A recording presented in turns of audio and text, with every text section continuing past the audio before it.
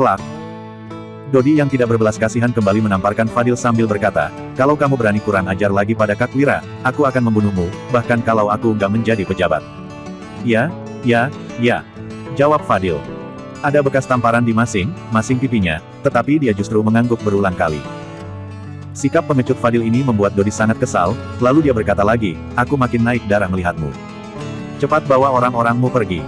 Ya, jawab Fadil sambil mengangguk dan membungkuk. Kemudian, dia segera memimpin pasukan penjaga dan pergi dengan menyedihkan. Supri yang masih tinggal di halaman langsung pucat pasi.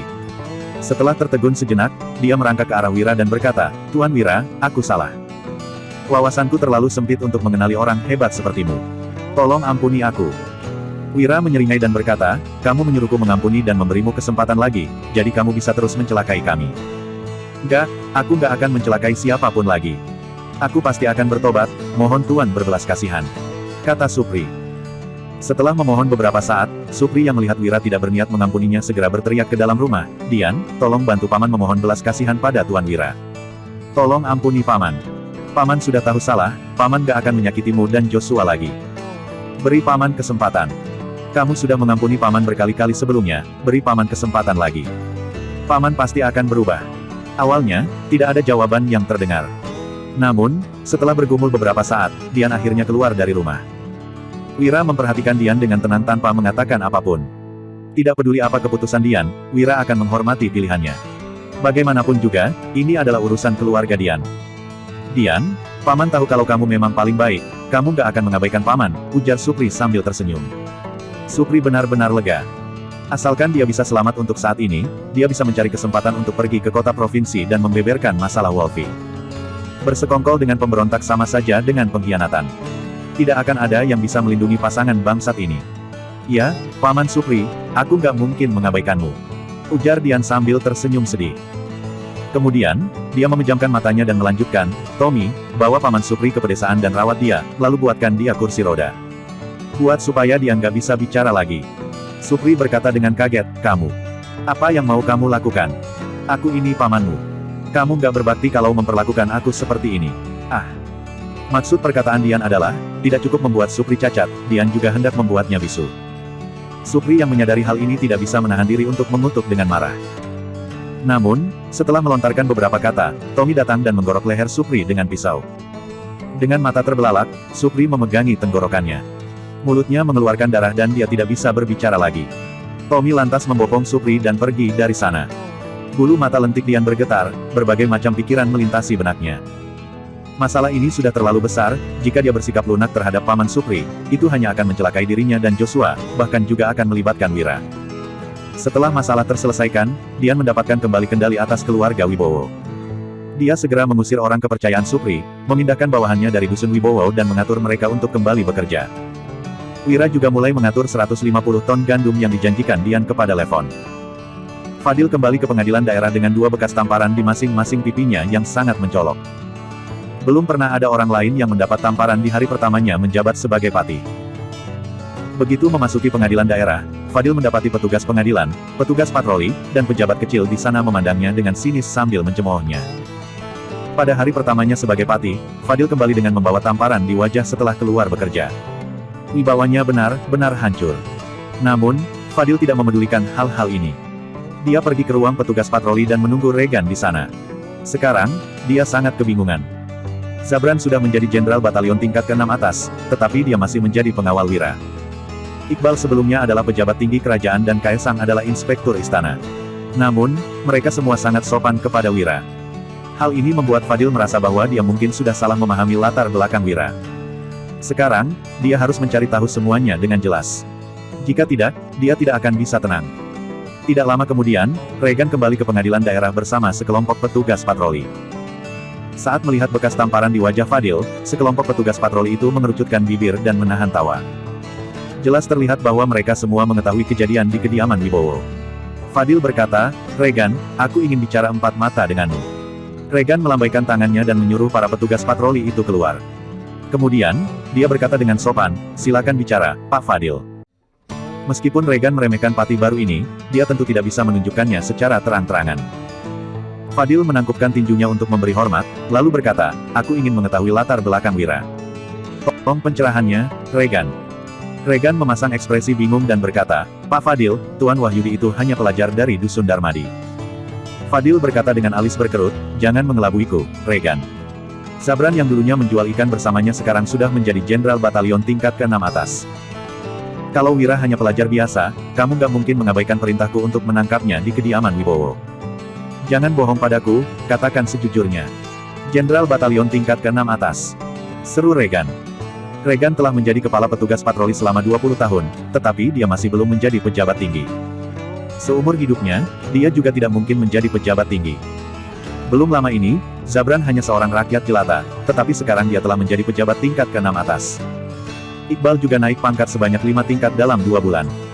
Benar saja, orang yang mengikuti Tuan Wahyudi pasti masa depannya cerah. Klang! Melihat Regan terdiam, Fadil menggertakkan gigi dan mengeluarkan 2 keping uang emas. Dia lantas berkata, Regan, aku hanya mau tahu kebenarannya supaya nggak membuat kesalahan lagi.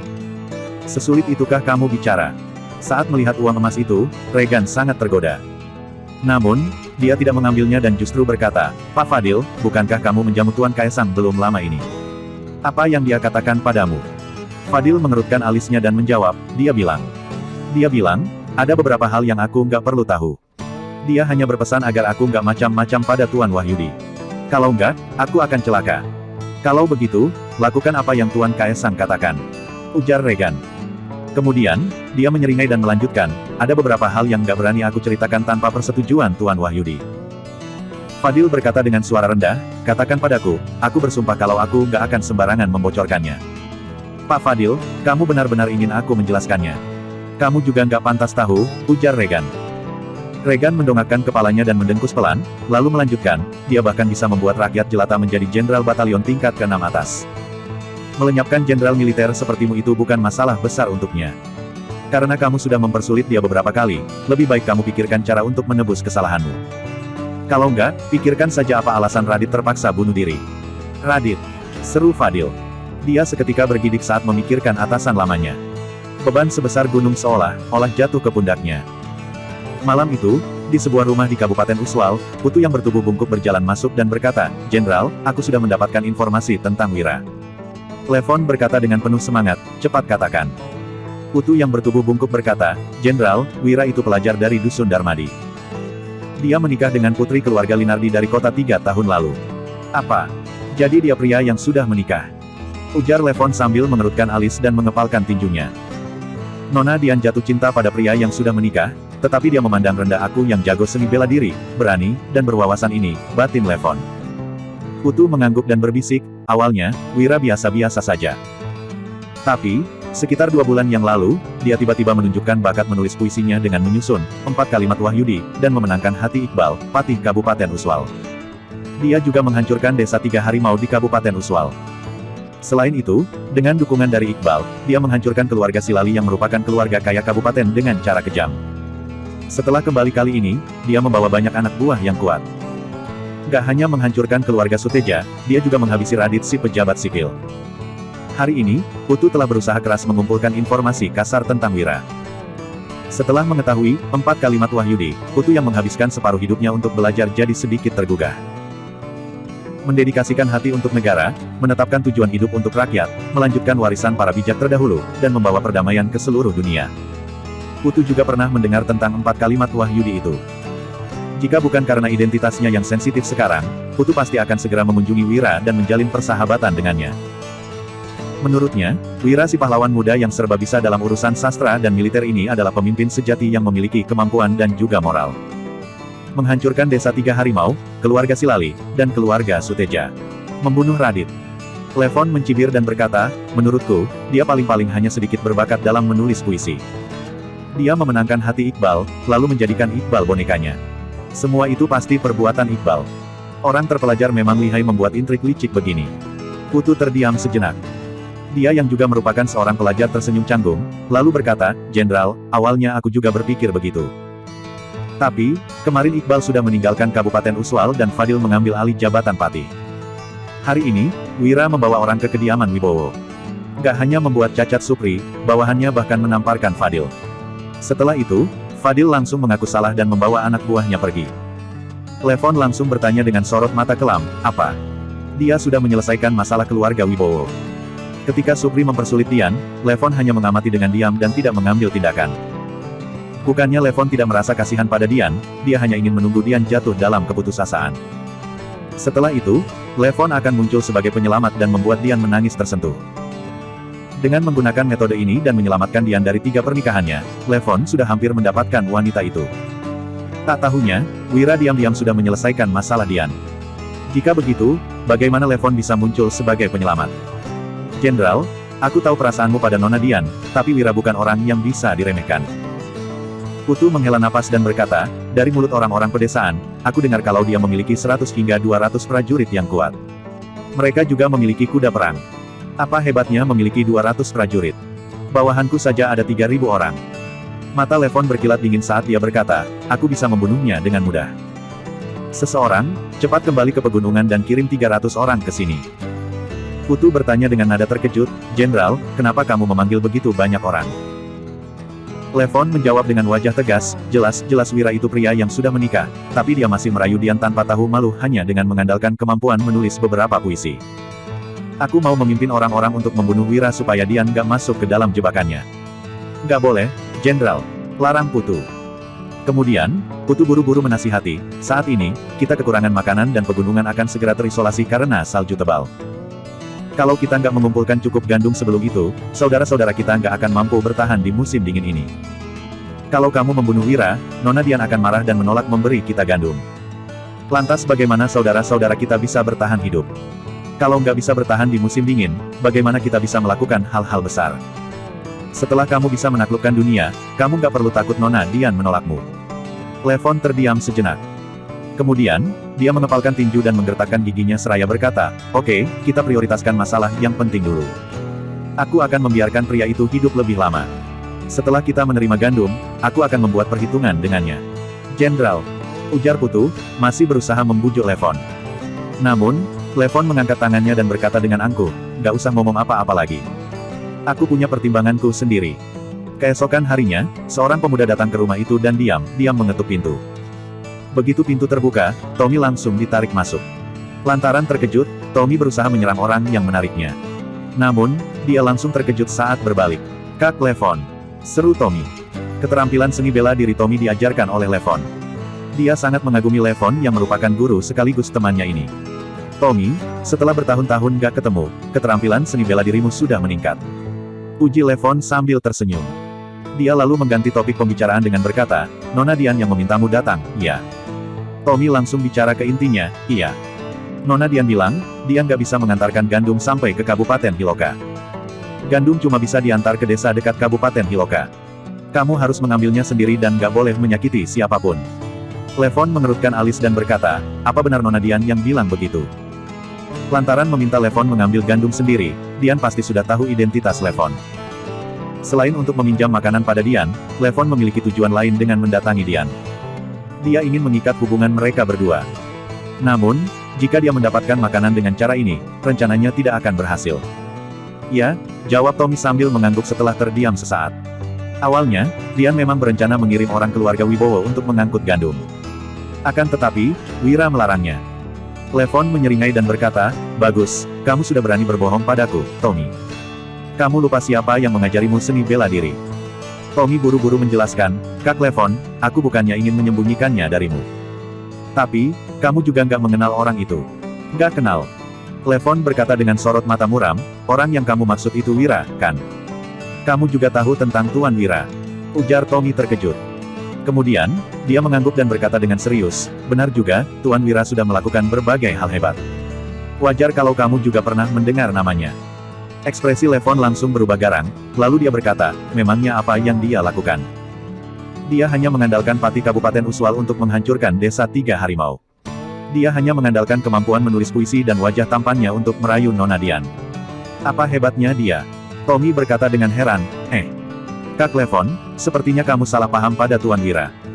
Saat melihat interaksi antara Dian dan Wira, Tommy bisa melihat bahwa Dian menyukai Wira, tetapi pria itu tidak membalas perasaan Dian. Kata-kata Levon tadi jelas syarat akan kecemburuan. Selain itu, prestasi Wira yang disebutkan Levon tadi hanyalah sedikit dari segudang kontribusi Wira yang lainnya. Namun, Wira tidak mengumumkan semua perbuatannya. Orang dalam yang tahu pun disuruh Wira untuk tutup mulut setelah kembali. Aku nggak salah paham. Levon berkata dengan dingin, sampaikan pada Nona Dian untuk mengangkut semua gandum itu ke Kabupaten Hiloka. Orang-orang dan peralatanku nggak cukup, 150 ton gandum terlalu banyak. Aku nggak bisa mengangkutnya ke Kabupaten Hiloka. Pokoknya, Levon harus meminta Dian mengangkut gandum ke Kabupaten Hiloka. Dengan begitu, hubungan mereka akan terikat secara mendalam. Dian adalah miliknya, tidak ada yang boleh merebutnya. Tommy tampak heran, tetapi dia tetap tersenyum dan berkata, Kak Levon, kamu bisa mencari orang sendiri, kami bisa menyiapkan peralatannya untukmu. Kak Levon punya banyak orang yang harus diberi makan, seharusnya mudah bagimu untuk mencari orang mengangkut gandum. Sebelum Tommy datang ke sini, Wira telah memberitahunya tentang identitas yang mungkin dimiliki Levon sekarang. Demi berjaga-jaga, mereka hanya bisa memberitahu Levon lokasi lumbung dan tidak bisa membantunya mengangkut gandum. Jika tidak, mereka mungkin terancam dihukum serius oleh kerajaan. Levon justru meminta Dian untuk mengangkut gandum secara langsung. Hal ini sedikit egois karena bisa membahayakan Dian. Namun, Wira menyuruh Tommy untuk tidak berkata apa-apa dan pura-pura tidak tahu.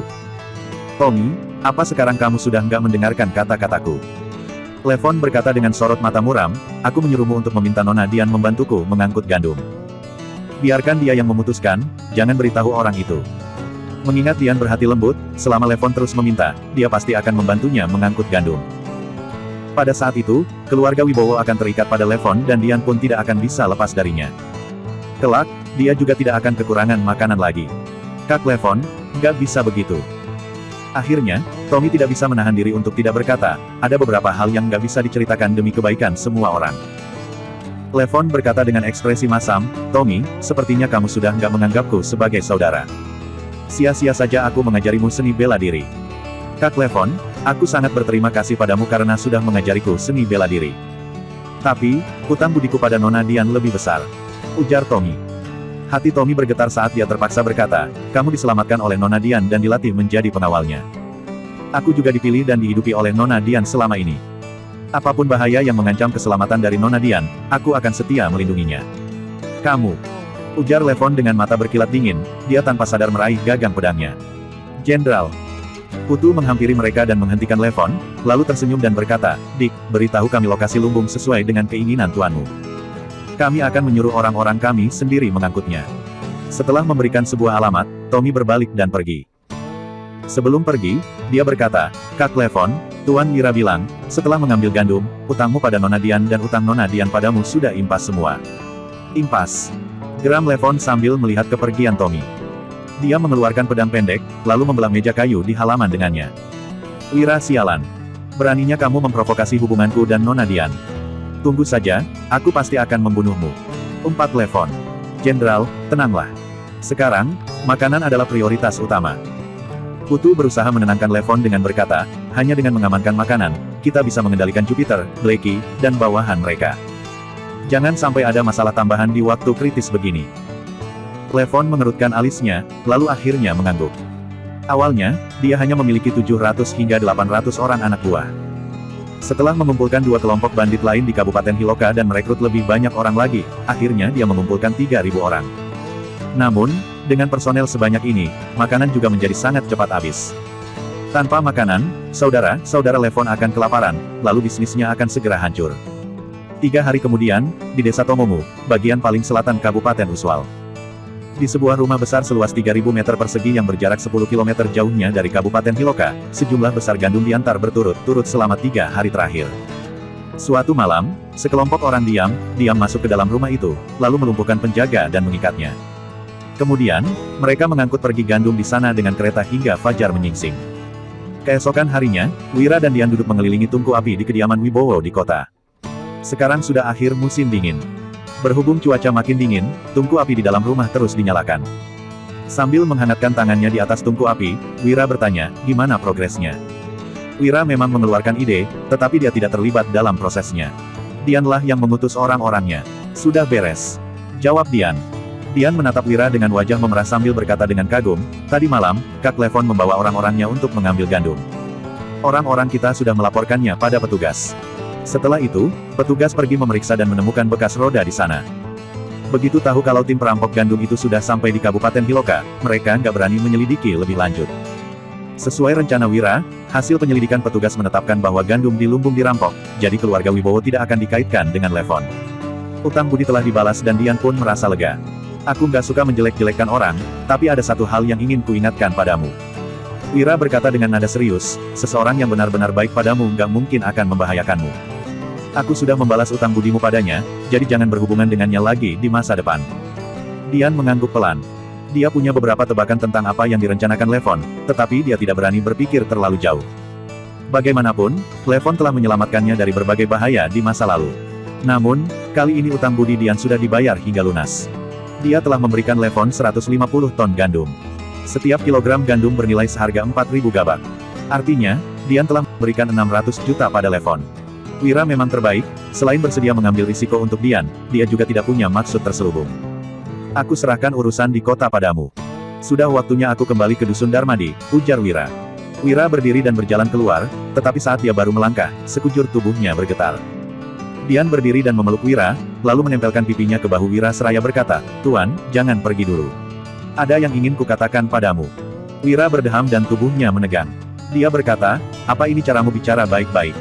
Dian menjawab sambil tersipu, "Tuan, setelah kembali dari Dusun Darmadi, aku nggak bisa bertemu denganmu setiap hari. Aku juga nggak bisa tidur malam harinya." Entah sejak kapan, Wira mulai menjadi begitu penting bagi Dian. Setiap hari, Dian akan merasa tidak tenang jika tidak bertemu Wira. Sebelum peperangan dengan bangsa Agrel dimulai, Dian pernah berniat untuk menyatakan perasaannya kepada Wira. Namun, pada saat itu dia tidak cukup berani. Sekarang, Dian tidak ingin menundanya lagi. Dia ingin mendapatkan jawaban yang pasti. Kalaupun Wira tidak menyukainya, Dian juga akan bekerja keras. Hanya saja, dia tidak akan mengharapkan hal lain dari Wira lagi. Wira tertegun, lalu menyahut, Kamu yakin bukan karena banyak pikiran atau tekanan besar makanya kamu nggak bisa tidur?" Wanita pada zaman ini sangat pemalu sehingga tidak berani menyatakan perasaan mereka. Jadi, apa yang dilakukan Dian sekarang agak sulit dipercaya. Dian bersandar di pelukan Wira dan berucap seraya berlinang air mata, "Tuan, aku menyukaimu. Aku tahu aku nggak tahu malu, aku juga tahu kamu akan melakukan hal besar. Wanita yang punya reputasi buruk sepertiku memang nggak pantas bersamamu, apalagi mendapatkan perhatianmu. Tapi, aku nggak bisa mengendalikan perasaanku." Uhuk. Wira berdeham. Kata-kata Dian membuat perasaan Wira menjadi kacau. Wira melepaskan tangan Dian, lalu menyeka air mata di wajah Dian. Wira mendesah dan berujar, "Gadis bodoh, jangan bicara seperti itu. Bagiku, kamu itu gadis yang baik. Bahkan, lebih baik berkali-kali lipat daripada wanita lain. Jangan begitu rendah diri." Setelah orang tuanya meninggal, Dian menjaga adiknya tanpa mengeluh sedikitpun. Dian juga tidak tega menghabisi Supri karena memikirkan hubungan keluarga. Padahal Supri terus mencelakai Dian. Jelas-jelas Dian tahu bahwa Levon memberontak dan risikonya sangat besar jika dia memberikan gandum kepada Levon. Namun, Dian tetap melakukannya demi membayar utang budi. Wanita yang setia, cantik, dan bijaksana seperti ini benar-benar langka. Dian yang terharu bersandar di pelukan Wira dan berkata, "Terima kasih atas kebaikan Tuan. Kalau kamu bisa menganggapku seperti itu, aku juga rela sekalipun harus mati sekarang." Dian pernah dipaksa menikah 3 kali dan dia adalah pengusaha. Orang yang berstatus tinggi pasti akan meremehkan Dian. Wira yang begitu berbakat malah menilainya seperti ini. Dian merasa pantas kalaupun harus mati demi Wira. Wira merasa kasihan ketika melihat wanita cantik di pelukannya sedang menangis, apalagi kedua matanya yang terlihat polos. Setelah beberapa saat, Wira baru berucap, "Dian, kalau sekarang aku masih sendiri, aku pasti akan menerimamu. Tapi, aku sudah menikah dan harus bertanggung jawab pada istriku. Jadi, aku..." Sebelum Wira menyelesaikan kalimatnya, Dian buru-buru berkata, "Tuan, jangan teruskan lagi," ujar Dian. Dia menutup mulut Wira, lalu melanjutkan, "Aku nggak mau status apapun. Asalkan bisa terus di sisimu, aku sudah puas." Wira yang merasa tidak berdaya menimpali, "Kalau begini, aku sama saja dengan buaya darat." Sebenarnya, Wira bukannya tidak iri dengan pria yang punya banyak istri di zaman ini. Namun, begitu teringat Wulan dan semua momen kebersamaan mereka, Wira tidak tega mengkhianati Wulan. Dian yang terkejut berseru, "Buaya darat." Wira menjelaskan, itu artinya seorang pria menyukai banyak wanita pada saat bersamaan. Tipe pria yang gak setia. Dian berkata dengan kaget, "Setia? Mana ada pria yang setia pada wanita? Pria-pria yang hebat pasti mempunyai banyak istri." Namun, menurut perkataan Wira, kalau seorang pria hanya setia dengan seorang wanita, wanita itu pasti sangat beruntung. Wira mengangguk, lalu menyahut, "Benar. Pria yang gak setia disebut buaya darat." Dian tersenyum dan membalas, "Tuan, kalau begitu, hampir semua pejabat, orang terpelajar, keluarga bangsawan, keluarga kaya kabupaten, orang kaya desa, dan tuan tanah itu buaya darat. Semua pria hebat punya banyak istri dan kekasih. Dengan kemampuan tuan, Wulan juga nggak akan keberatan kalau tuan punya istri lebih banyak dari mereka." Wira mengernyit. Di zaman ini, pria yang mempunyai banyak istri tidak melanggar hukum dan itu adalah kebiasaan pria-pria kaya. Berdasarkan sifat Wulan, dia juga tidak akan menentang kalau Wira benar-benar mengungkit tentang hal ini. Akan tetapi, Wira tidak bisa melakukannya karena ajaran yang diterimanya sejak kecil adalah seorang pria hanya boleh mempunyai satu istri seumur hidupnya. Wira bukannya tidak tergerak untuk memiliki banyak istri. Hanya saja, dulu dia tidak punya waktu untuk memikirkan hal ini. Sekarang, Dian berinisiatif menyatakan perasaannya. Jadi, Wira harus menghadapi masalah ini. Bagaimanapun, tidak ada situasi yang benar-benar ideal di dunia ini. Dian berujar, "Tuan, aku nggak pantas untukmu, jadi aku nggak akan meminta status padamu. Asalkan bisa tetap di sisimu dan membantumu menghasilkan uang, aku sudah merasa beruntung."